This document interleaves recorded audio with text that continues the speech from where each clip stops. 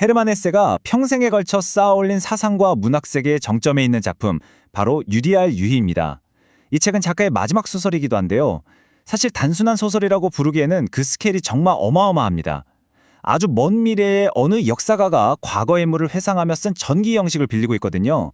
그 속에서 작가는 정신과 지성이 극도로 피폐해진 시대를 날카롭게 진단하고 그 폐허 속에서 어떻게 새로운 이상향, 유토피아가 탄생하는지를 그려냅니다.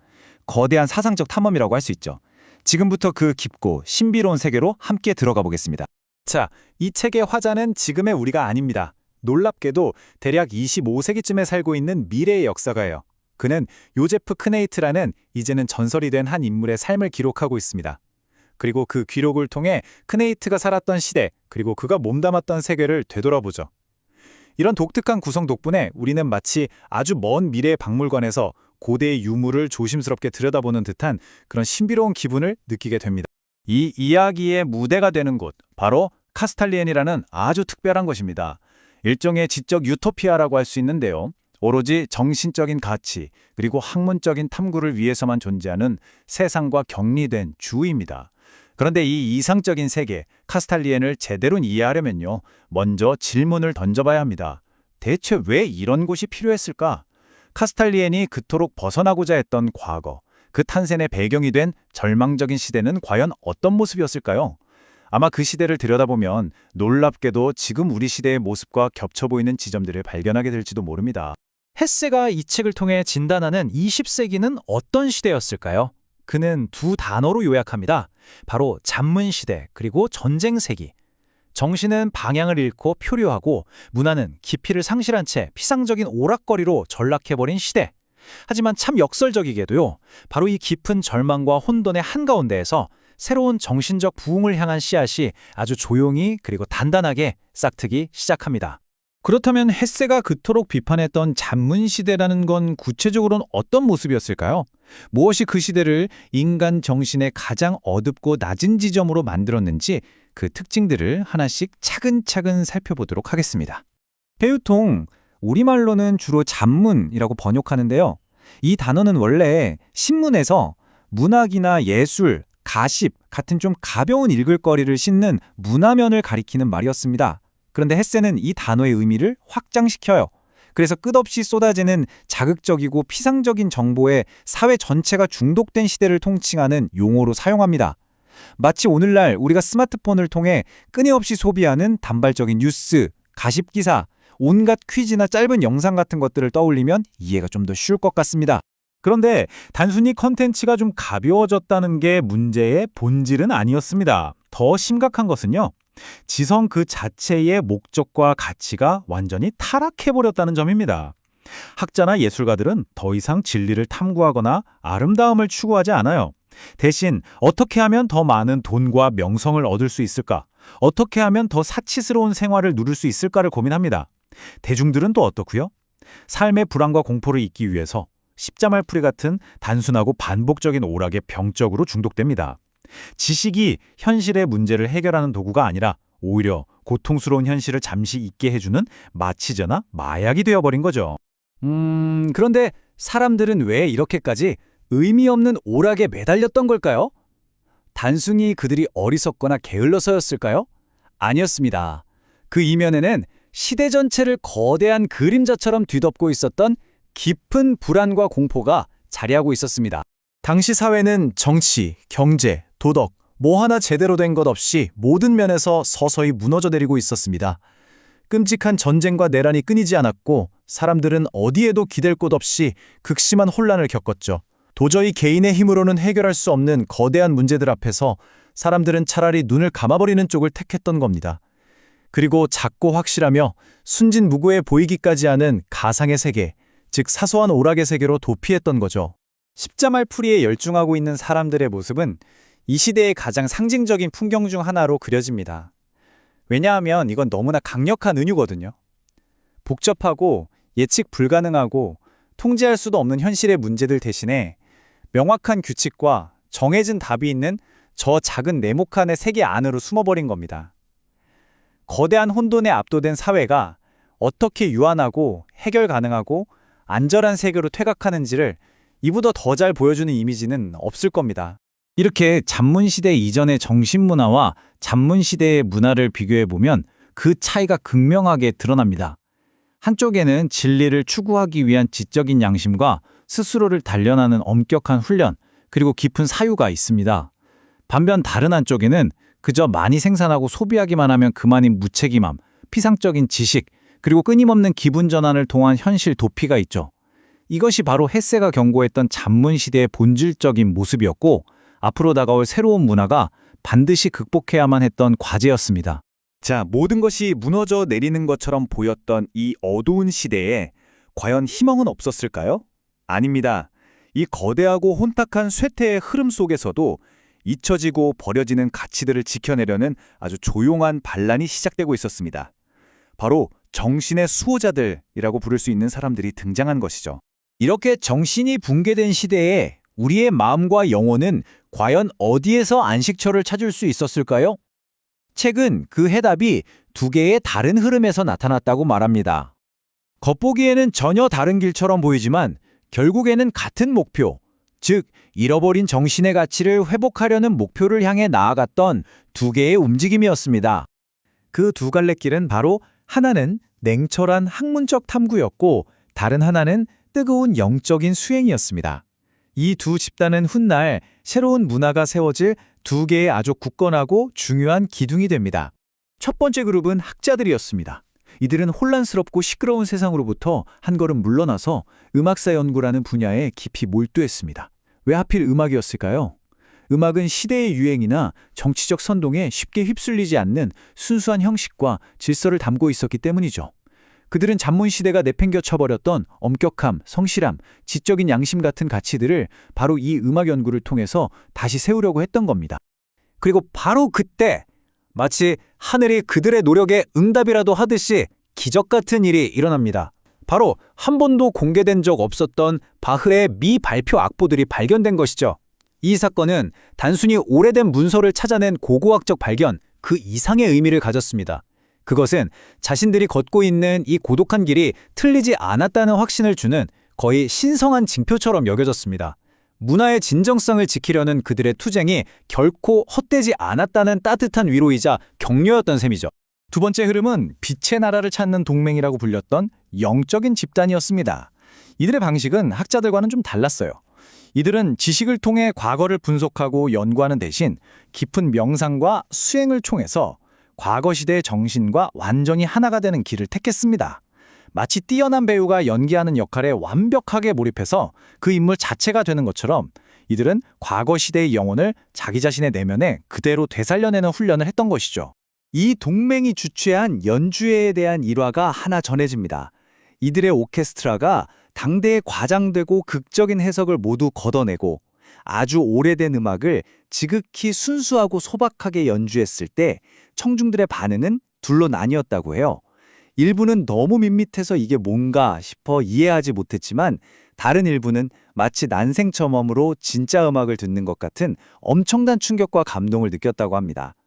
수백 년의 시간을 뛰어넘어 작곡가의 영혼을 직접 만나는 듯한 음악의 원형을 체험하게 된 것이죠. 결국 이렇게 각자의 길을 가던 두 개의 강물은 서서히 하나로 합쳐지기 시작합니다. 차가운 이성을 대표하는 학문과 뜨거운 영성을 대표하는 수행이 만나서 서로의 장점을 흡수하게 된 거죠. 지성과 정신이 비로소 하나로 통합된 새로운 문화의 여명이 밝아오고 있었습니다. 이 새로운 이상 속에서는 두 세계의 장점만이 살아남았습니다. 학자의 정밀하고 엄격한 훈련은 그 자체로 영혼을 맑게 닦는 훌륭한 수행이 되었고요. 순례자의 경건하고 헌신적인 마음은 참된 지식을 얻기 위해 반드시 필요한 기본 자세가 되었습니다. 더 이상 지성과 영성은 분리된 채 서로를 무시하거나 대립하지 않았습니다. 이러한 변화는 자연스럽게 지성의 세계를 정화하는 결과를 낳았습니다. 학문이나 예술을 통해 부와 명예를 줬던 세속적인 사람들이 이 세계의 흥미를 잃고 떠나버렸기 때문이죠. 그리고 그 빈자리는 오로지 정신적인 가치를 위해 기꺼이 소각하고 금욕적인 삶을 감수할 준비가 된 진정한 구도자들로 채워졌습니다. 비로소 지식 추구가 본래의 순수함을 되찾게 된 것입니다. 이렇게 잡문시대의 폐허 위에 완전히 새로운 정신적 토대가 마련되었습니다. 그리고 이 단단한 토대 위에서 정화된 정신의 삶을 외부의 오염으로부터 보호하고 또 소중하게 키워나가기 위해 설계된 새로운 사회, 즉 카스탈리엔이 아주 체계적으로 건설되기 시작합니다.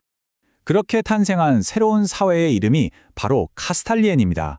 이것은 단순히 학교나 연구소가 모여있는 곳이 아니에요. 명상과 학문, 예술이 사회의 법이자 최고의 가치로 여겨지는 세상과 철저히 격리된 하나의 거대한 정신적 요소입니다. 잠문시대의 혼란과 타락으로부터 순수한 정신의 불씨를 지켜내기 위해 의도적으로 세워진 일종의 성역인 셈이죠. 자, 이렇게 잠문시대라는 절망의 폐허 위에서 카스탈리엔이라는 새로운 정신의 왕국이 탄생했습니다. 그렇다면 지성과 명상이 최고의 법이 되는 이 독특하고 고고한 세계는 과연 완벽한 유토피아일까요? 그리고 이 모든 정신적 성취의 가장 높은 정점에 있다는 유리할 유일한 대체 무엇일까요? 이제 우리는 주인공 요제프 크네히트의 삶을 따라가며 그 비밀을 하나씩 파헤쳐보게 될 겁니다. 헤르만 헤세의 걸작 유리알 유희. 그 이야기의 중심에 있는 요제프 크네히트라는 인물에 대해 계속해서 따라가 보겠습니다. 과연 무엇이 한 평범했던 소년을 정신세계의 정점에 서는 명인 마기스터 루디로 만들었을까요? 그의 성장 과정을 함께 들여다보며 그 비밀을 한번 파헤쳐보죠. 요제프 크네이트의 이야기는요, 거창한 이념이나 사상에서 시작되는 게 아니에요. 오히려 아주 순수한 감각, 그러니까 음악과의 깊은 교감에서 출발합니다. 슈베르트 가곡의 첫 화음을 듣는 순간 그는 문득 창밖에 있던 어린 나뭇가지에서 느꼈던 것과 똑같은 전율을 느끼거든요. 감미로우면서도 어딘가 씁쓸하고 또 강렬하게 압축된 어떤 생명의 기운 같은 거요. 음악과 자연, 이 전혀 다른 두 존재에서 똑같은 본질을 꿰뚫어보는 능력, 바로 이게 정신적인 삶을 향한 그의 타고난 기질을 보여주는 첫 번째 신호였던 셈입니다. 크네이트라는 영혼을 정의하는 첫 번째 조율이었다고 할 수 있겠죠. 조화와 질서에 대한 이 타고난 감수성은 크네이트의 운명을 가르는 결정적인 신호탄이 됩니다. 그의 재능을 알아본 음악 명인이 어린 크네이트의 연주를 듣고는 이 아이는 그냥 바이올린 좀 켜는 아이가 아니구나 하고 바로 알아차린 거죠. 그는 세계의 근원적인 하모니를 감지하는 특별한 영혼을 가졌고 그렇기 때문에 평범한 세계가 아닌 다른 곳에 속해야 할 존재라는 걸 단번에 간파한 겁니다. 이 발견으로 인해서 크네이트의 삶은 완전히 새로운 방향으로 흘러가게 됩니다. 자, 그래서 크네이트가 부름을 받은 곳이 바로 카스탈리엔인데요. 여긴 그냥 학교가 아니에요. 뭐랄까, 정신을 위한 성소, 오직 지성을 기르기 위해 세워진 아주 특별한 교육 자치주라고 할 수 있죠. 이곳은 이 책에서 잠문시대라고 불리는 시대에 대한 직접적인 반작용으로 탄생했습니다. 잠문시대라는 건 가십이나 자극적인 기사가 진지한 사유를 대체하고 모든 것이 그저 오락거리로 소비되던 지적으로 굉장히 부패했던 시대를 말해요. 카스탈리에는 바로 그 혼돈으로부터 정신을 지키기 위한 일종의 방주였던 셈입니다. 자, 그럼 가장 뛰어난 인재들을 키워내기 위해서 정말 세심하게 설계된 이 독특한 교육의 세계, 카스탈리엔의 안으로 한번 들어가 볼까요? 카스탈리엔의 교육 시스템은 비유하자면 지성의 온실 같은 곳이에요. 보시는 것처럼 전국에서 재능 있는 아이들을 아주 어릴 때부터 뽑아서요. 엄격한 영재 교육을 거쳐 정신 수양의 단계로 나아가게 합니다. 여기서 아주 중요한 점은 이 모든 과정이 실용적인 직업훈련과는 거리가 멀다는 거예요. 오직 순수한 정신의 발달 그리고 문화의 수호자가 되기 위해서 모든 걸 바치는 거죠. 굉장히 위계적이면서도 까다로운 여정이라고 할 수 있습니다. 이 엘리트 종단의 일원이 된다는 건 정말 엄청난 희생을 요구하는 일이었습니다. 우리가 흔히 생각하는 세속적인 야망들 있잖아요. 부, 명예, 가족이나 개인적인 사랑 같은 것들, 이 모든 걸 완전히 내려놓아야만 비로소 가능한 일이었습니다. 핵심은 바로 교환에 있습니다. 학자 계급의 구성원들은 세속적인 편안함, 안락함을 포기하는 대신에 그 무엇과도 바꿀 수 없는 절대적인 지적 자유를 얻는 거죠. 돈과 명예, 사치 대신 순수한 탐구에만 몰두할 수 있는 완벽한 환경을 보장받은 겁니다. 바로 이 고결함이 그들에게 마치 수도승과도 같은 독특한 사회적 권위를 부여했어요. 만약 여러분이라면 어떤 선택을 하시겠어요? 하지만 아무리 완벽하게 설계된 성역이라도 완전히 세상과 등지고 살 수는 없는 법이잖아요. 외부 세계는 크네이트의 삶에 아주 중요한 우정이라는 형태로 스며들게 됩니다. 바로 플리니오 대신요리라는 인물인데요. 이 친구는 카스탈리엔이 애써 외면하고 있는 모든 것, 그걸 상징하는 인물이에요. 뜨거운 열정, 복잡한 정치, 가문의 역사, 그리고 혼란스럽지만 생동감 넘치는 바로 그 삶 자체였죠. 그는 크네이트의 고요한 세계에 돌을 던져서 거대한 파문을 일으키는 그런 존재였습니다. 두 사람의 우정은요, 곧 두 세계의 충돌 지점이 됩니다. 뭐랄까, 하나의 철학적인 전쟁터가 되는 거죠. 한쪽에서는 고요하고 질서 잡힌 정신의 삶이 옳다고 속삭이고, 다른 한쪽에서는 지저분하고 복잡해도 그게 진짜 삶이라고 외치는 거예요. 크네이트는 이 친구를 통해서 자기가 속한 이 완벽한 세계가 전부가 아니라는 걸, 어쩌면 거대한 현실 속에 아주 작은 예외일 뿐이라는 걸 정말 뼈저리게 느끼기 시작합니다. 클리니오라는 거유를 통해서 크네히트는 자기가 당연하게 여겼던 그 삶이 얼마나 특별하고 또 예외적인 것이었는지를 깨닫게 되는 거죠. 인류 경험이라는 거대한 테피스트리 속에서 카스탈리엔의 삶은 아주 작은 한 조각에 불과했던 겁니다. 그들의 성벽 바깥에는 위험과 결핍, 무질서 속에서 하루하루를 살아내는 훨씬 더 많은 사람들이 존재한다는 현실을 직시하게 된 것이죠. 플리니오는 정말 날카롭고 어떻게 보면 고통스러울 정도의 비판을 던집니다.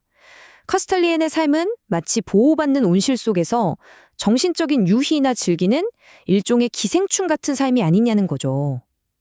이 독설은 크네이트의 마음에 정말 깊은 상처를 남기면서 동시에 결코 지울 수 없는 의심의 씨앗을 하나 심어놓게 됩니다.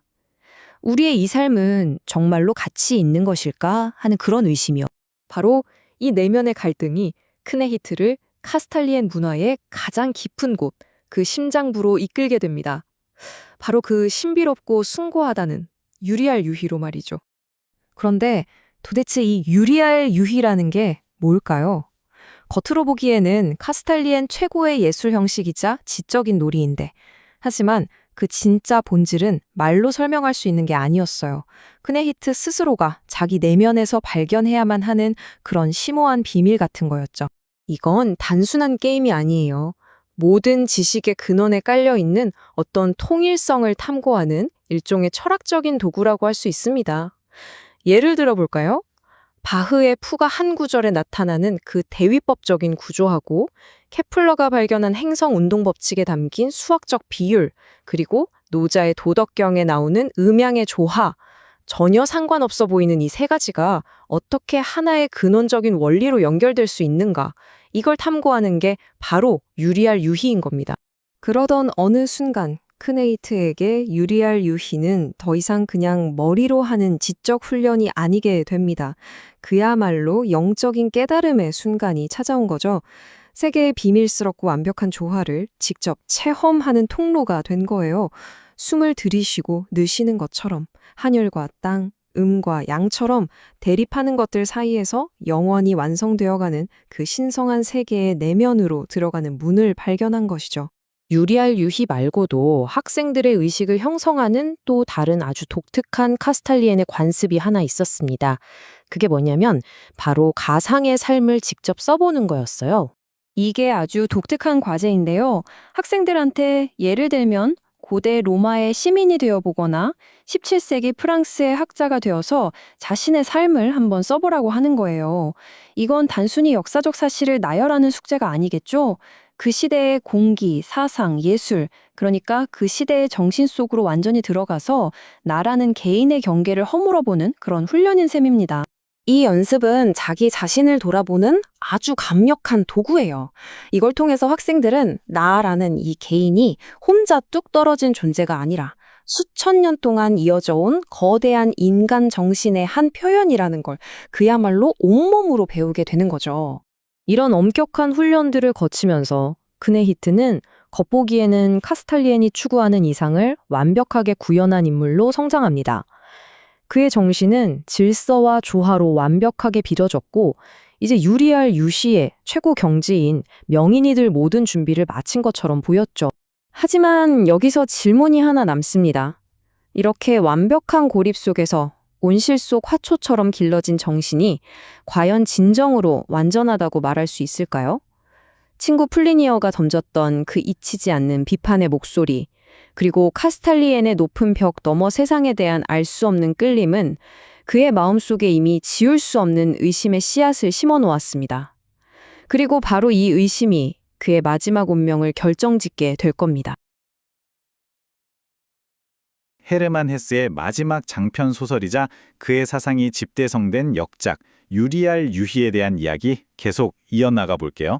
정신과 지성이 지배하는 미래의 유토피아 카스탈리엔을 배경으로 한 이 책에서 이번에는 주인공 요제프 크네이트의 인격이 어떻게 형성되는지 그 결정적인 시기인 젊은 시절로 한번 들어가 보려고 합니다.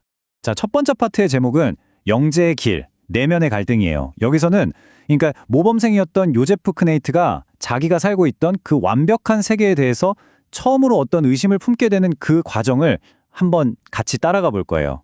이야기의 시작은 이렇습니다. 크네이트는 그야말로 이상적인 카스탈리엔 사람이었어요. 세상하고는 딱 분리된 아주 순수한 학문의 공간에서 정말 비범한 재능을 보이면서 자라난 영재였던 거죠. 크네이트한테는 이 카스탈리엔이 세상의 전부나 마찬가지였고 또 그 안에서 학문적으로 무언가를 이뤄내는 게 자기 존재의 이유라고 생각했을 정도니까요. 그런데 그의 평온했던 삶이 플리니오 데시뇨리라는 외부 학생이 나타나면서부터 흔들리기 시작해요. 이 플리니오라는 친구는요, 카스탈리엔의 그 질서정연한 세계하고는 뭐랄까 완전히 다른 사람이었어요. 바깥 세상의 혼돈, 야망, 그런 세속적인 고민 같은 것들을 그대로 가지고 들어온 인물이었죠. 크네이트가 보기엔 정말 살아 움직이는 이질감 그 자체였을 겁니다. 자, 여기서 정말 흥미로운 대목이 나오는데요. 플리니오는 카스탈리엔의 그 엄격한 교육을 못 견디고 떠나는 학생들을 실패자라고 보질 않아요. 오히려 그들의 탈락을 미지의 세계로 뛰어드는 용감한 비약이라고 표현하면서 좀 기묘할 정도의 존경심을 보이거든요. 생각해보세요. 카스탈리엔의 기준으로는 이건 명백한 실패잖아요. 그런데 바깥 세상 사람의 눈에는 이게 전혀 다른 의미로 보이는 거죠. 이 비교를 보면 크네이트 마음속에서 어떤 긴장감이 생겨나고 있었는지 아주 명확하게 보이죠. 한쪽에는 정해진 길을 걷는 지적인 안전함이 있고 다른 한쪽에는 모든 게 불확실하지만 어쩌면 진짜 삶일지도 모르는 그런 비약의 길이 있는 거예요. 근데 여기서 중요한 건 이게 단순히 안정이냐 모험이냐 이런 간단한 문제가 아니라는 겁니다. 크네이트는 혹시 내 삶이 진짜 행동은 빠진 채 그저 이 시스템 안에서 안전하게 앞으로 나아가는 것뿐인 건 아닐까? 하는 그런 근본적인 고민을 처음으로 시작하게 된 거죠. 플리니오가 던진 이 질문이 크네이트 마음속에서 조용히 자라나기 시작합니다. 여러분은 어떻게 생각하세요? 보호받는 온실 안에서 정신의 순수함을 지키는 삶, 이게 더 고귀할까요? 아니면 세상의 혼돈 속으로 직접 뛰어들어서 막 부딪히고 깨지면서 살아가는 삶, 이게 더 가치 있을까요? 이 근본적인 물음이 바로 앞으로 크네이트의 삶 전체를 뒤흔들 아주 심오한 내면적 갈등의 시작이 됩니다. 자, 이제 크네이트의 성장에 정말 지대한 영향을 미친 두 명의 스승을 만나볼 텐데요. 이 두 사람은 크네이트의 내면에서 점점 커져가던 갈등의 양쪽 끝을 그대로 상징하는 인물들이라고 할 수 있습니다. 크네이트에게 첫 번째이자 어쩌면 가장 중요했을 스승은 바로 나이든 음악 명인이었어요. 이분은 카스탈리엔 안에서 도달할 수 있는 가장 높은 정신적 경지를 상징하면 아주 평온하고 초월적인 그런 존재였죠. 사실 크네이트를 처음 카스탈리엔으로 이끈 사람도 바로 이 음악 명인이었습니다. 음악 명인에게 음악이란 건 그냥 아름다운 예술, 그게 아니었어요. 그건 우주의 조화로 나아가는 길이었고 세상의 근본적인 질서를 비춰주는 거울 같은 거였죠. 그리고 이 경지에 이르려면 오직 내면의 평화와 올바름을 통해서만 가능하다, 이렇게 가르쳤습니다. 말하자면 음악을 통해서 세계의 본질을 꿰뚫어 보려는 카스탈리엔 정신의 핵심, 그 자체라고 할 수 있겠죠. 크네이트가 보기에 이 스승은 더 이상 그냥 평범한 사람이 아니었어요. 마치 육체를 초월해서 순수한 음악, 그 자체가 되어버린 것 같았죠. 카스탈리엔이 추구하는 이상, 그러니까 물질을 뛰어넘은 정신의 완벽한 승리가 살아있는 형태로 눈앞에 나타난 거예요. 크네이트는 스승의 존재 자체에서 우주의 조화를 느낄 수 있었을 정도였습니다. 자, 이렇게 순수한 정신의 세계를 보여준 음악 명인과 정반대편에 서 있는 인물이 등장합니다. 크네이트가 학문 연구차, 마리아 펠스라는 베네딕트회 수도원으로 가게 되는데요. 거기서 역사가인 야코부스 신부를 만나게 돼요. 그리고 이 신부님은 크네이트에게 카스탈리엔이 애써 외면하고 있던 바깥 세상이 얼마나 중요한지를 가르쳐주죠. 야코부스 신부의 가르침은 이겁니다. 역사는 그냥 죽은 과거의 기록이 아니다. 지금 이 순간에도 우리 삶에 영향을 미치는 살아있는 힘이다. 그리고 카스탈리엔이 역사 바깥에 있으려고 하는 거, 물론 그게 순수성을 지키는 데는 도움이 되겠지만 동시에 바깥 세상이 변할 때 아무런 대비도 없이 당할 수 있는 아주 심각한 약점이 될 수도 있다. 이렇게 경고를 하는 거죠. 네, 바로 이 두 스승이 이 책 전체를 관통하는 거대한 대립구도를 상징합니다. 한쪽에는 시간을 초월한 완벽한 정신의 세계, 이른바 존재의 세계가 있고요. 다른 한쪽에는 불완전하지만 역동적이고 생명력 넘치는 인간 역사의 세계, 즉 끊임없이 변화하고 되어가는 세계가 있는 거죠. 크네히트는 이제 이 두 개의 거대한 세계 사이에서 자기 자신의 길을 찾아야만 하는 그런 과제를 안게 된 겁니다. 자, 지금부터는 카스탈리엔의 교육 방식 중에서 제가 생각하기에 가장 독특하고 또 통찰력 있는 부분을 한번 살펴볼까 합니다. 바로 이 훈련을 통해서 크네이트는 자기 자신과의 역사에 대한 이해를 한 차원 더 깊게 만들거든요. 이게 그냥 상상해서 글 쓰는 그런 간단한 과제가 절대 아니에요. 시대를 뛰어넘어서 인간의 보편적인 조건이 뭔지 이해하고 또 공감하는 능력을 기르기 위해서 만들어진 굉장히 엄격한 정신훈련이자 역사훈련인 거죠. 학생은 일단 지금의 나라는 정체성을 완전히 내려놓고 전혀 다른 시대의 어떤 인물이 되어봐야만 하는 겁니다. 과정을 보면 이렇습니다. 먼저 어떤 시대를 선택하고 그 시대를 철저하게 연구하죠. 그리고 그 안에서 내가 어떤 인물로 살아갈지 상상해서 그 삶을 글로 써보는 거예요. 근데 이 훈련의 진짜 목표는 그냥 과거를 한번 체험해보는 게 아니에요. 중요한 건 뭐냐면 나라는 개인의 자아를 넘어서서 지금의 나라는 존재가 사실은 내가 살고 있는 시대의 역사적 문화적인 힘이 잠시 나를 통해 나타난 것에 불과하다는 걸 깨닫는 데 있습니다. 자기 자신을 한 발짝 떨어져서 보고 또 그걸 뛰어넘는 법을 배우는 거죠. 크네이트도 이 과제를 하면서 아주 인상적인 세 편의 가상자서전을 쓰게 되는데요. 하나는 기우제 제사장의 삶, 또 하나는 고해 신부의 삶, 그리고 마지막은 인도에서의 삶이었어요. 이 이야기들은 그냥 소설이 아니라 각각 영성, 봉사, 존재의 순환 같은 깊은 주제들을 탐구하면서 크네이트 자기 자신의 내면을 비춰보는 거울 같은 역할을 하게 됩니다. 이 카스탈리엔의 훈련법, 듣다 보면 우리 자신에게도 되게 흥미로운 질문을 던지게 되지 않나요? 우리는 보통 지금의 나라는 정체성이 온전히 나만의 것이라고 생각하잖아요. 그런데 이 훈련은 이렇게 묻는 것 같아요. 과연 그럴까? 지금의 당신을 만드는 것들 중에 정말 순수하게 당신만의 것은 얼마나 되고 당신이 살고 있는 이 시대가 만들어낸 것은 얼마나 될까? 하고 말이죠. 자, 이제 요제프 크네이트의 여정은 카스탈리엔 최고의 예술이라고 불리는 유리알 류이, 그 정점에 오르면서 절정을 맞이합니다. 그런데요, 그 정상에 오른 바로 그 순간 그는 그 완벽함 뒤에 숨어있던 어떤 복잡한 그림자를 마주하게 되죠. 유리알 류이가 정확히 뭐냐? 이걸 설명하기가 사실 굉장히 어려워요. 이 책에서도 딱 부러지게 정의해주지 않거든요. 그래도 굳이 설명을 해보자면 일종의 고도로 발달된 상징 언어 게임이라고 생각하시면 될 것 같아요. 음악, 수학, 철학 이런 모든 학문의 개념들을 어떤 기호로 바꿔요. 그리고 그 기호들을 조합해서 마치 정교한 카펫을 짜듯이 생각의 흐름을 만들어내는 거죠. 이걸 통해서 참가자들은 우주에 숨겨진 조화나 법칙 같은 것들을 발견하고 또 그걸 가지고 명상을 하는 겁니다. 크네이트한테 이 유리알 유이는 어느 순간부터 단순한 지적 게임이 아니게 되어 그는 유이를 통해서 이 세상 모든 것들 뒤에 숨어있는 어떤 신성한 통일성을 직접적으로 느끼게 되는 진정한 영적인 길을 발견하게 된 거죠. 그러니까 음악의 한 구절이나 수학 공식 하나가 그냥 지식이 아니라 세계의 근원적인 신비로 들어가는 문이 될 수 있다는 걸 깨닫는 그런 엄청난 순간을 맞이한 겁니다. 하지만 빛이 있으면 그림자가 있듯이 크네이트는 이 유희의 다른 얼굴과 마주하게 됩니다. 바로 자기 이전의 유희 명인이었던 토머스라는 사람의 유희 기록을 연구하면서부터였죠. 이 사람의 유희는요, 우주의 아름다운 조화를 찬양하는 그런 게 아니었어요. 오히려 정반대였죠. 인간의 고통, 지적인 오만함, 심지어는 이런 정신적인 탐구가 과연 의미가 있는가 하는 아주 어두운 주제들과 치열하게 씨름하는 내용이었던 겁니다. 토마스의 유희가 보여주는 건 이거예요. 아무리 카스탈리엔이 완벽한 시스템을 만들어도 그 안에서 삶의 고통스러운 질문들은 결코 사라지지 않는다는 것. 이건 카스탈리엔이 애써 쌓아올린 그 평온한 세계의 기반 자체를 흔드는 질문이었어요. 다시 말해서 세상에 어떤 이상적인 시스템이 있다 한들 인간 존재가 가진 모든 복잡함과 고통을 전부 다 담아낼 수는 없다는 걸 암시하고 있는 거죠.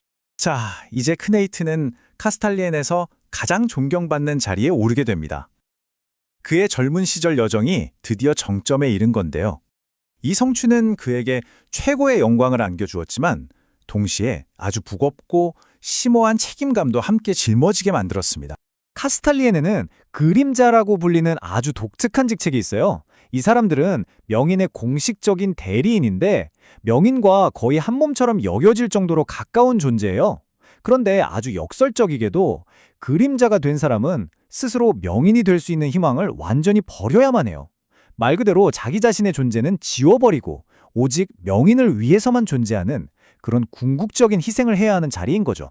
그리고 마침내 요제프 크네이트는 이 카스탈리엔 계층의 가장 꼭대기 유리알 유이를 충궐하는 최고 책임자인 유이 명인의 자리에 오르게 됩니다. 카스탈리엔의 가장 신성한 예술을 이끌고 지켜나가야 하는 그런 막중한 자리에 오른 거죠. 새로운 명인으로서 그가 해야 할 일들은 매년 열리는 공개 유리알 유시를 주관해야 하고 모든 유희 학생들의 교육도 책임져야 하고 또 카스탈리엔의 핵심 가치를 지키는 수호자 역할도 해야 했죠. 게다가 아주 까다로운 고위 종단원들의 지지도 얻어내야 했고요. 보시다시피 이게 그냥 명예직이 아닌 거예요. 그는 이제 지도자이면서 정치가이면서 또 지성의 사제로서 카스탈리엔의 미래 전체를 책임져야 하는 그런 엄청난 무게를 짊어지게 된 겁니다. 시스템의 가장 깊숙한 곳까지 들어와서 이제는 그 시스템의 수호자가 된 크네이트. 바로 그 순간 아이러니하게도 그의 마음속에서는 오래전 플리니오와 야코부스 신부가 심어놓았던 질문들이 다시 피어오르기 시작합니다. 바깥 세상은 지금 어떻게 돌아가고 있을까? 우리가 있는 이 완벽한 세계는 정말 안전한 걸까? 하는 그 자각이 그 어느 때보다도 날카로워진 거죠. 모든 것을 가졌기 때문에 역설적으로 모든 것의 바깥을 보게 된 겁니다. 그의 교육은 끝났고 그의 성공은 완벽합니다. 하지만 그의 삶에 대한 진짜 시험은 사실 이제부터 시작입니다. 이 완벽하고 고립된 세계의 정상에 오른 크네이트의 시선은 이제 어디로 향하게 될까요? 정상에 선 그는 과연 그곳에 만족하고 머무를까요? 아니면 젊은 시절 친구가 말했던 또 다른 비약을 감행하게 될까요? 이 질문이 바로 앞으로 펼쳐질 그의 극적인 선택을 암시하고 있습니다. 헤르만 헤스의 소설 유리알 유희. 우리는 지난 시간 요제프 크네이트가 지성의 나라 카스탈리엔에서 성장하는 과정을 함께 따라가 봤는데요. 자, 이제 그의 삶이 정점에 이른 바로 그 순간으로 들어가 보겠습니다. 모든 카스탈리안 사람이 꿈꾸는 최고의 영예를 얻었지만 바로 그 자리에서 가장 근원적인 질문과 마주하게 되는 순간이죠. 크네이트는 드디어 유리알 유희 명인, 즉 마기스타 루디로 임명됩니다. 이 자리는 카스탈리엔이라는 지성의 공동체에서 가장 높은 곳에 있는 살아있는 상징 같은 거예요. 단순한 행정가나 학자가 아니라 카스탈리엔의 존재 이유 그 자체인 이 신성한 유희를 관장하는 정신적인 지주인 셈입니다. 네, 그러니까 명인의 역할이라는 건 카스탈리엔이라는 거대한 오케스트라의 지휘자와도 같았어요. 한편으로는 유희를 조직하는 행정가여야 했고 또 다른 한편으로는 그 정신을 순수하게 지켜내야 하는 영적인 안내자여야 했죠. 순수한 지성과 예술적인 명상의 조화, 이걸 계속 유지해야 한다는 건 정말 엄청난 정신적 무게를 지닌 임무였을 겁니다.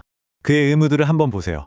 매년 열리는 성대한 유희를 총괄하는 실무적인 일부터 시작해서 유희의 정신을 이어갈 엘리트 그룹을 지도하는 교육자의 역할까지 정말 많죠. 하지만 그 중에서도 가장 섬세하고 중요했던 임무는 바로 마지막에 있는 것. 카스탈리엔의 미래가 될 아주 비판적이고 날카로운 젊은 인재들에게 영감을 불어넣고 그들의 마음을 얻는 일이었어요. 말 그대로 제국의 모든 정신적 유산이 그의 어깨에 달려 있었던 겁니다. 명인이라는 직책이 가진 참 독특한 특징 중 하나가 바로 이 그림자라고 불리는 대리인입니다. 이 대리인은 명인의 완벽한 대역처럼 행동하지만 동시에 스스로 명인이 될 희망은 영원히 포기해야 하는 어떻게 보면 좀 비극적인 존재이기도 해요. 개인의 정체성을 완전히 지우고 오직 직책의 연장선으로만 존재하는 거죠.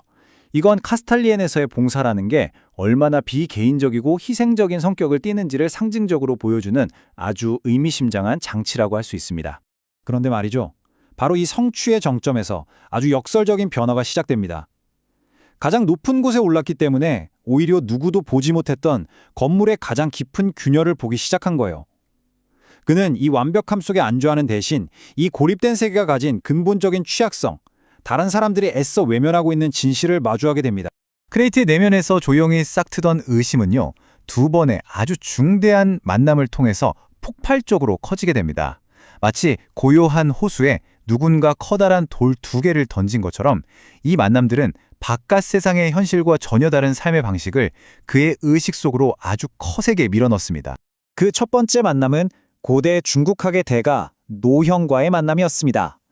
크네이트는 지혜를 구하려고 이 은둔한 스승을 찾아갔는데요. 하지만 그 만남은 언어를 통해 지식을 전달받는 방식이 아니라 존재 그 자체로 배우게 되는 전혀 예상치 못한 방식으로 전개됩니다. 크네이트는 곧 깨닫습니다. 노형은 토론하거나 강의하지 않는다는 것을요. 지적인 논쟁과 분석이 전부인 카스탈리엔의 방식과는 정말 완전히 다른 소통이었죠. 그들의 대화는 깊은 침묵 속에서 이루어집니다. 이건 언어를 초월한 지혜의 전달, 즉 아는 것이 아니라 존재하는 것에 대한 가르침이었습니다. 이 말없는 만남은 크네이트가 평생 추구해왔던 지성과는 완전히 다른 종류의 경지를 보여줍니다. 그건 지적인 복잡함을 계속 쌓아 올려서 도달하는 경지가 아니라 오히려 모든 것을 비워내고 삶과 완전한 하나가 됨으로써 얻어지는 영적인 단순함이었어요. 그의 세계관에 처음으로 선명한 균열이 가는 순간이었습니다. 두 번째 만남은 훨씬 더 대립적이었습니다. 어린 시절 친구였지만 이제는 외부 세계의 정치가가 된 플리니오 데시뇨리가 카스탈리엔을 방문하는데요. 그가 오면서 크네이트가 등지고 떠나왔던 세상의 혼돈, 열정, 그리고 생명력을 고스란히 가지고 온 겁니다. 이 두 사람의 삶은요, 이 책이 탐구하는 핵심적인 대립을 그대로 보여주고 있어요. 한쪽은 고요하고 질서 잡힌 정신의 세계, 다른 한쪽은 혼란스럽고 예측 불가능하지만 그럼에도 불구하고 살아 숨쉬는 현실의 세계. 이들의 재회는 말 그대로 두 세계의 충돌 그 자체였습니다. 데시오뇨리는 아주 통렬한 비판을 쏟아냅니다. 그는 카스탈리엔을 현실의 고통과 책임을 회피하는 무균 온실에 불과하다고 말해요. 진정한 열정, 굶주림, 사랑 같은 인간적인 모든 것을 거세해버린 반쪽짜리 세계라는 정말 아픈 지적을 하는 거죠. 여기서 한 걸음 더 나아가서 카스탈리엔 사람들이 외부 세계의 노동과 희생에 기대어 살아가는 기생충 같다고 비난합니다. 외부 세계가 그들이 외면하기로 선택한 혹독한 현실과 씨름하는 동안 자기들은 상아탑 안에서 보호받는 삶을 누리고 있다는 아주 날카로운 지적이죠. 크네이트는 이 말을 듣고 깊은 충격을 받습니다. 친구의 비판이 틀려서가 아니에요. 오히려 자기 마음 깊은 곳에서 이미 싹트고 있던 의심을 정확히 꿰뚫었기 때문입니다. 그래서 그는 변호할 말을 찾지 못합니다. 아니, 찾으려고 하지 않죠. 이 두 번의 만남은 크네이트의 내면에 불을 지폈습니다. 더 이상 침묵 속에서 고민만 할 수는 없다고 결심한 거죠. 그래서 그는 카스탈리엔을 위해 경고의 목소리를 내기로 합니다. 그리고는 정말 전례 없는 조치를 취하는데요. 바로 카스탈리엔의 최고 의결 기구인 교육위원회에 장문의 공식 서한을 보내는 겁니다. 이 편지는 단순한 불평이나 사직서가 아니었습니다. 그건 카스탈리엔에 대한 깊고 절박한 사랑에서 비롯된 선언문이자 날카로운 진단서였어요. 그는 자신이 이끄는 세계의 미래에 대한 두려움을 조심스럽게 펼쳐놓으면서 이것이야말로 명인으로서 할 수 있는 진정한 봉사라고 믿었던 겁니다. 그의 첫 번째 주장은 카스탈리엔의 역사적 취약성입니다. 그는 카스탈리엔이 영원 불변한 이상향이 아니라 과거 잡문시대라고 불렸던 혼란스러운 시기에 대한 반작용으로 만들어진 아주 깨지기 쉬운 창조물이라고 주장해요. 하지만 구성원들은 그 사실을 잊고 자신들이 역사의 흐름 밖에 있다고 착각하며 살아간다고 지적하는 거죠. 그는 아주 강력한 비유를 들어서 자신의 절박함을 표현합니다. 자신을 아름다운 건물 꼭대기에 사는 주민에 빗대면서 다른 모두는 너무 몰두한 나머지 위험을 알아채지 못하는 동안 홀로 타는 냄새를 맡고 있는 예언자의 고독함과 책임감을 드러내는 거죠. 그의 두 번째 주장은 다가오는 위험입니다. 외부 세계는 곧 격변의 시대로 접어들 거고 전쟁과 고난에 직면한 세상은 더 이상 카스탈리엔이라는 사치를 용납하거나 지원하지 않을 것이라고 경고합니다. 역사로부터 스스로를 고립시킨 대가를 치를 때가 오고 있다는 거죠. 그래서 그가 내놓은 해결책은 카스탈리엔을 버리자는 게 아니었어요. 오히려 새로운 방식으로 봉사하자는 거였죠. 그건 바로 명의인의 자리를 잠시 내려놓고 평범한 교사로서 세상 속으로 들어가 위험에 처한 카스탈리엔과 외부 현실을 잇는 다리가 되겠다는 정말 급진적인 제안이었습니다. 크네히트는 자신의 모든 논리와 진심을 담은 이 탄원서를 교육위원회에 보냅니다. 그리고 카스탈리엔의 지혜가 자신의 진심에 응답해 주기를 기다리죠. 답변이 도착했습니다. 그리고 그 내용은 제도적 정중함의 극치를 보여주는 아주 세련된 거절이었습니다. 그의 진정성을 칭찬하면서도 그의 우려를 완벽하게 묵살해버리는 거죠. 위원회는 그의 경고를 카스탈리엔의 근간을 흔드는 위험한 생각으로 규정해버립니다. 종말이 가깝다고 말하는 건 동료들의 사기를 꺾고 질서를 위협하는 용납할 수 없는 예의 위반이라는 게 그들의 논리였어요. 그의 충정이 순식간에 체제에 대한 위협으로 둔갑하는 순간입니다. 결국 그의 요청은 단호하게 거절됩니다. 위원회는 그의 요청을 봉사의 행위가 아니라 체제에 대한 믿음의 실패로밖에 볼 수 없었던 거죠. 스스로의 완벽함이라는 거울에 갇힌 제도는 거울 밖의 세상을 보지 못했던 겁니다. 전통이라는 이름의 벽은 결국 뚫을 수 없는 것으로 증명되었습니다. 거절 편지를 읽은 크네이트는 그러나 절망하지 않습니다. 대신 그는 자신의 삶의 전환점들에서 이미 익숙하게 경험했던 어떤 감정, 차갑고도 명료한 각성의 순간을 맞이하게 됩니다. 그건 고통스럽지만 동시에 절대적인 확신의 순간이었습니다. 제도의 거절은 그를 좌절시킨 게 아니라 오히려 그를 자유롭게 한 거죠. 이제 그가 내려야 할 선택, 가야 할 길이 더없이 명확해졌기 때문입니다. 그는 곧 자신이 할 행동이 겉보기에는 반역이나 도망처럼 보이겠지만 그 본질은 더 높은 차원의 복종이라는 것을 깨닫습니다. 그것은 종단의 규칙에 대한 맹목적인 복종이 아니라 그가 평생을 바쳐 탐구해온 진리와 삶, 그 자체의 부름에 응답하는 것이었죠. 이제 크네이트는 불가능해 보이는 선택의 기로에 섭니다. 그가 평생을 바쳐 봉사한 제도를 따를 것인가, 아니면 그 제도가 외면하는 더 큰 진리를 따를 것인가. 그의 선택은 우리에게 진정한 충실함이 무엇인지에 대한 깊은 질문을 남깁니다. 한때 위대했던 정신이 스스로를 가두고 세상을 보지 못하게 될 때 그 정신에 대한 진정한 충성은 안에서 규칙을 지키는 걸까요? 아니면 밖으로 나가 그 정신을 다시 일깨우는 걸까요? 헤르만 헤세의 대작 유리알 유희, 그 주인공 요제프 크네이트의 기나긴 여정을 함께 따라온 저희의 이야기도 이제 드디어 그 마지막 장에 다다랐습니다. 헤세의 전 세계가 녹아있다고 평가받는 이 책은 카스탈리엔이라는 이상사회를 무대로 하죠. 정신의 세계와 현실의 삶, 이 둘 사이의 팽팽한 긴장감을 탐구하는데요. 이번 시간에는 바로 그 정점, 크네이트가 마주했던 궁극적인 위기, 그가 왜 지성의 성역이었던 카스탈리엔을 떠나야만 했는지, 그리고 그의 마지막 선택이 우리에게 어떤 깊은 의미를 남기는지 차분히 들여다보려 합니다. 오늘은 이런 순서로 이야기를 나눠볼까 합니다. 먼저 명인의 경고가 있었고요. 그리고 결국 카스탈리엔과 헤어지는 과정, 죽음을 통해 모든 것을 통합하게 되는 순간, 또 그가 남긴 글들, 그리고 마지막으로 삶이라는 영원한 유희가 무엇인지에 대해서요. 크네이트가 남긴 엄숙한 경고에서부터 시작해서 그의 마지막과 그가 남긴 유산까지 그의 삶의 마지막 궤적을 함께 따라가 보시죠. 자, 먼저 명인의 경고입니다. 고립된 세계가 얼마나 취약할 수 있는지에 대한 자각이죠. 요셉 크네이트는 당시 유리알 유희의 명인 마기스타 루디였습니다.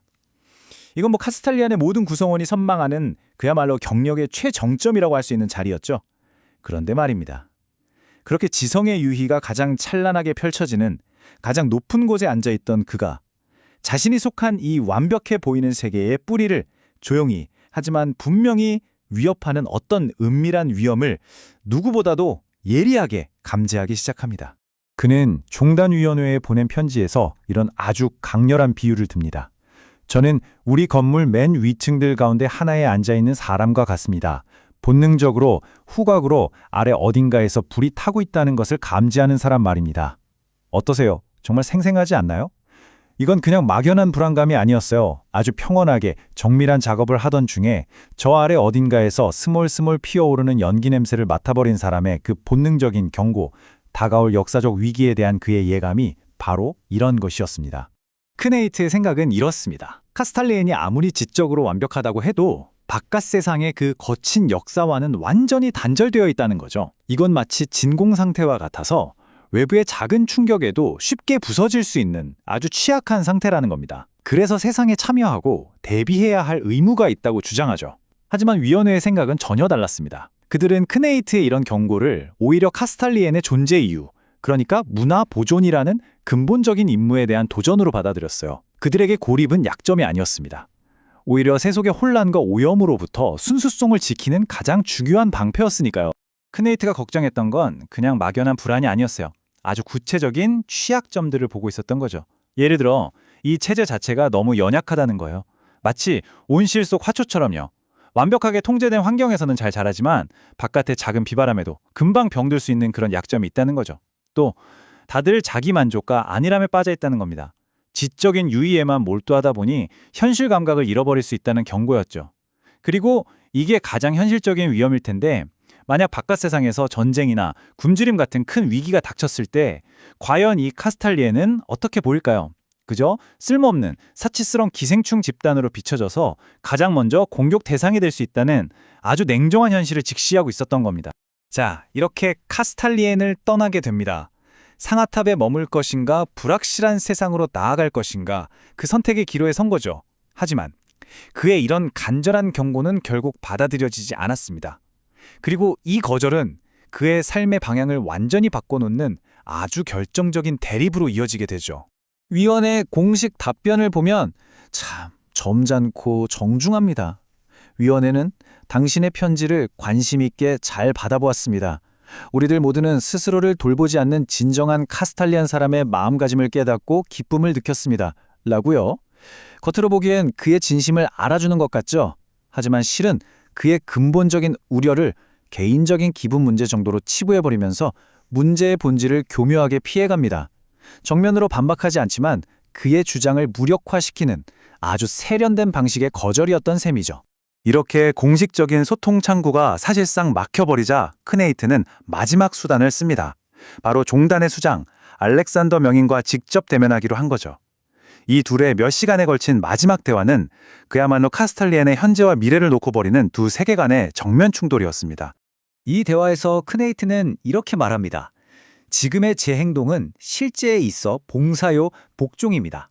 저는 도망자가 아니라 부름을 받은 자이며 고집을 부리고 있는 것이 아니라 복종하고 있으며 지배자가 아니라 희생자입니다.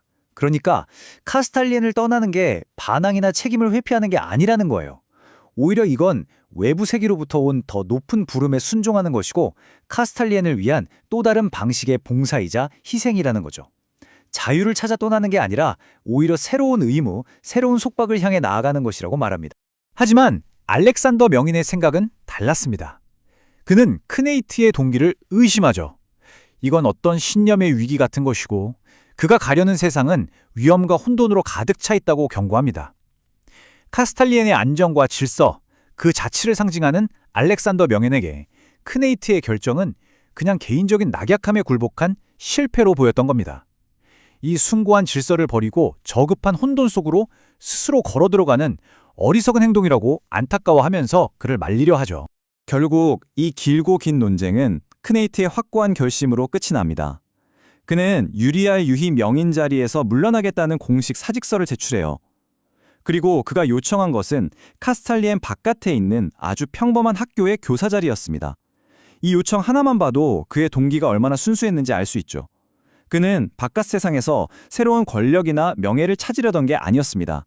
그저 가장 근본적인 자리에서 한 아이를 가르치는 일을 통해서 진짜 삶과 직접적으로 만나고 싶었던 겁니다. 그렇게 그는 죽음을 통해 모든 것을 통합하게 됩니다. 삶의 세계로의 마지막, 그리고 치명적인 몰입이었죠. 크네이트의 새로운 삶은 유리알 유희라는 그 화려하고 지적인 정점과는 정말이지 너무나도 다른 곳에서 시작됩니다. 깊은 산속 한 소년의 가정교사라는 아주 소박한 역할이었어요. 그의 마지막 날들은 이렇게 흘러갑니다. 먼저 벨플라스라는 곳의 산장에 도착하죠. 그리고 거기서 옛 친구 데시노리의 아들이자 자신의 새로운 제자가 될 소년 티토를 만납니다. 아주 활기차지만 어딘가 불안정해 보이는 아이였죠. 다음날 아침 둘은 외딴 산속 호수로 산책을 나갑니다. 그리고 거기서 장엄한 일출을 보게 되고 젊음의 에너지가 폭발하는 듯한 티토의 춤을 목격하게 되죠. 바로 그때 티토가 충동적으로 그 차가운 호수 물속으로 뛰어듭니다. 그리고 크네이트는 그 뒤를 따르기로 운명적인 결정을 내립니다. 카스탈리엔 밖에서의 그의 시간은 정말 비극적일 만큼 짧았습니다. 그 장엄한 일출과 소년의 원초적인 생명력에 크네이트는 그야말로 압도당합니다. 그는 길들여지지 않은 그 삶의 힘과 어떻게든 연결되고 싶다는, 또 그 앞에서 자신을 증명하고 싶다는 아주 강렬한 충동을 느끼죠. 바로 그 순간 티토를 보면서 크네이트는 자신이 카스탈리엔에서는 결코 찾을 수 없었던 것, 그토록 갈망했던 것, 바로 순수하고 가공되지 않은 삶의 정수와 정면으로 마주한 겁니다. 이건 지성으로 분석하거나 통제할 수 있는 게 아니었어요. 그저 압도적인 생명력 그 자체였죠. 책은 그 마지막 순간을 이렇게 그리고 있습니다. 정말 한 폭의 그림 같죠? 벌겋게 달아오르는 그 빈자리로부터 해가 눈부시게 나타났다. 이와 동시에 땅과 별장과 목욕장과 호수의 이쪽 둑은 햇빛을 받게 되었다. 크네이트는 바로 이 순간 자연의 원초적인 힘에 완전히 몰입하고 있었던 겁니다. 그리고 그는 소년을 따라 얼음장같이 차가운 호수로 뛰어듭니다. 하지만 그 차가운 물의 충격은 평생을 정신의 세계에서 단련되지 않은 채 살아온 그의 몸이 감당하기엔 너무나 컸습니다. 그는 결국 익사하고 말죠. 하지만 그의 죽음은 단순한 사고가 아니었습니다. 이건 하나의 궁극적인 상징적 행위였어요. 삶의 세계로 들어가는 일종의 세례이자 정신과 자연의 마지막, 그리고 비극적인 통합이었던 거죠. 그는 마침내 삶과 하나가 되려고 했지만 그의 육체는 그 완전한 합의를 견뎌내지 못했던 겁니다. 이제 크네이트가 남기고 간 글들을 살펴보겠습니다. 그의 영혼을 들여다볼 수 있는 창과 같은 것들이죠. 그의 삶과 그 마지막 선택을 온전히 이해하려면 그가 남긴 이 글들을 꼭 들여다봐야 합니다. 그가 남긴 유산 중에는 시 몇 편과 함께 아주 독특한 3편의 글이 있습니다. 바로 가상의 자서전인데요. 이건 카스텔리엔 학생들에게 요구되는 일종의 문학 수련입니다. 학생이 스스로 다른 역사적 시대에 살고 있다고 상상하고 그 가상의 삶에 대한 전기를 쓰는 거죠. 역사에 대한 공감 능력을 키우고 또 자기 자신을 탐구하는 도구인데, 크네이트가 쓴 이 글들은 그의 내면을 아주 깊숙이 들여다볼 수 있는 창문이 되어줍니다. 크네이트가 쓴 3편의 전기는 이렇습니다. 첫째는 기우제 제사장 이야기인데요. 원시 부족의 영적 지도자가 가뭄을 끝내고 사람들을 구하기 위해 결국 자기 자신을 희생해야만 하는 이야기입니다. 두 번째는 고해 신부 이야기고요. 세상의 죄를 피해 은둔했던 사람이 진정한 봉사는 고통받는 사람들과 함께하는 것이라는 걸 깨닫게 되는 내용이죠. 마지막은 인도에서의 삶이라는 글입니다. 이 이야기들은 모두 봉사, 희생, 그리고 고립된 정신세계와 현실세계의 책임 사이에 그 팽팽한 긴장감, 바로 크네이트 자신이 평생 고민했던 그 투쟁을 그대로 담고 있습니다. 특히 기우제 제사장 이야기를 한번 보세요. 다른 모든 의식이 실패했을 때 마지막 의식은 바로 제사장 자신의 희생이라는 내용이거든요. 이건 크네이트 자신의 마지막을 놀라울 만큼 정확하게 예고하고 있는 것처럼 보입니다. 어쩌면 그는 아주 오래전부터 진정한 봉사는 결국 자신의 생명이라는 궁극적인 대가를 치러야 할지도 모른다는 생각을 품고 있었던 게 아닐까요? 이 가상의 삶들을 써내려가면서 그는 어쩌면 자신의 운명을 미리 연습하고 있었던 건지도 모르겠습니다. 자, 그럼 마지막으로 삶이라는 영원한 유희에 대해 이야기해 보겠습니다. 온전함을 찾아 나선 한 인간에 대한 이야기죠. 그렇다면 요제프 크네이트라는 인물의 삶과 죽음이 우리에게 남기는 최종적인 의미는 과연 무엇일까요? 이 소설은 결국 핵심적인 이중성에 대한 이야기입니다. 정신과 삶, 관조와 행동, 질서와 혼돈, 명인과 희생자, 상아탑과 세상, 그리고 유리알 유희와 역사. 크네이트의 여정은 바로 이처럼 인간 존재의 근본적인 양면성에 대한 아주 깊은 탐구라고 할 수 있습니다. 그는 평생에 걸쳐 이 양극단 사이에서 어떻게든 균형을 찾으려고 했고 이 둘을 하나로 통합하려고 애썼습니다. 크네이트의 이야기는 우리에게 이런 메시지를 던지는 것 같아요. 순수하게 정신과 지성에만 바치는 삶은 그 자체로 아무리 아름답다고 해도 저 혼란스럽고 예측 불가능하지만 생명력 넘치는 삶의 세계에 직접 참여하지 않는다면 결국 불완전하고 메말릴 수밖에 없다는 것을요. 그는 카스탈리엔의 이상을 부정한 게 아닙니다. 오히려 그 숭고한 이상을 현실 세계와 통합해서 정신이 삶 속에서 구체적인 힘으로 나타나기를 간절히 바랐던 거죠. 상아탑의 지혜가 현실의 문제와 만날 때 비로소 그 지혜가 완성된다고 믿었던 겁니다. 그래서 그의 죽음은 실패가 아니라 그의 존재를 이루는 저 두 개의 대립하는 극, 정신과 삶을 통합하려는 마지막에 그리고 가장 급진적인 시도였다고 말할 수 있습니다.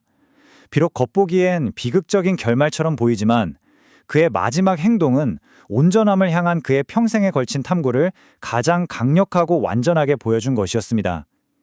그 짧은 순간 그는 자신의 모든 것을 던져 삶과 정신의 합의를 이루어낸 것이죠. 그리고 이 책은 우리 모두에게 하나의 영원한 질문을 남깁니다.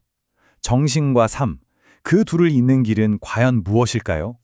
우리 각자의 삶 속에서 우리가 살고 있는 이 서로 다른 세계들, 이상의 세계와 현실의 세계, 내면의 세계와 외부의 세계를 어떻게 연결하고 조화롭게 만들어 나갈 것인지 깊이 생각해보게 만드는 질문입니다.